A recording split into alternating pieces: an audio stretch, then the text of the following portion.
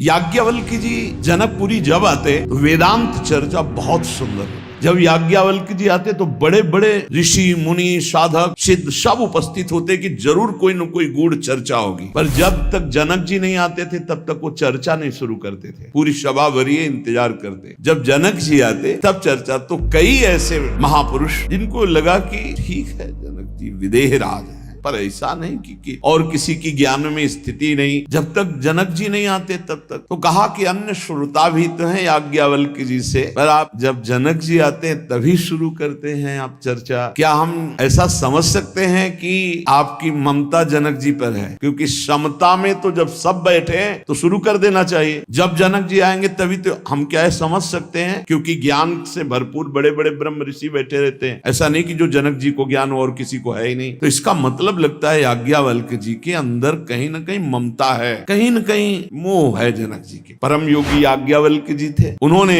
एक दिन सत्संग चल रहा था, पूरी जनकपुरी में आग लगा दी योग बल से। सूचना आई जनक जी महाराज की जय हो, पूरे मिथिला नगरी आसपास से अग्नि से घिर चुकी है, जल्दी जल्दी भागो।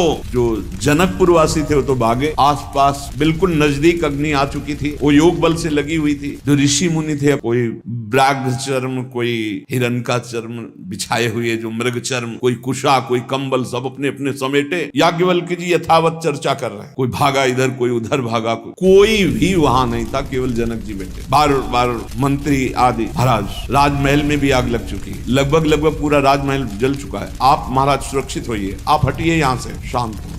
याज्ञवल्क्य जी का प्रवचन चल रहा, केवल जनक जी सुन रहे। सर्वथा निश्चिंत भाव से वो कथा करते जा रहे और वो सुनते जा रहे। स्थिर बैठे रहे जनक जी। धीरे धीरे योग बल, किसी को पता नहीं था, योग बल से धीरे धीरे आग को शांत किया। और तो नहीं आ पाए, जनकपुर वासी सब बड़े खेद में थे कि जब आग लग गई, ये जल गया, वो जल गया, वो जल गया। ऋषि मुनि बैठ गए। याज्ञवल्क्य जी ने कहा विदेह राज जनक, सर्वस्व मिथिला में जल गया, राजमहल भी जल गया, बार बार सूचना हुई, सब महात्मा लोग अपने कमंडल आसन लेकर के हट गए, आप क्यों नहीं हटे? महल में आग लग गई, सर्वस्व नष्ट हो गया, आपको तो देखना चाहिए, आप राजा हैं। जनक जी ने कहा महल की क्या बात, अगर इस शरीर में भी आग लग जाती तो हमें क्या फर्क पड़ता? क्या ज्ञान ये प्रवचन के लिए ही केवल है? ये अनुभूत विषय है। मेरी आत्मा है आग, वो इस शरीर को नष्ट कर सकती है, आत्म तत्व को नहीं, और मैं आत्म स्वरूप हूँ। क्या फर्क पड़ता है? महल जल गया, जलने वाली चीज जल गई, शरीर जल जाता, जलने वाली चीजें जल जाएगी, आत्मस्वरूप में नहीं। सब महात्माओं की तरफ देखा याज्ञवल्क्य जी ने कि आप सबके पास क्या था? इनके पास तो पूरा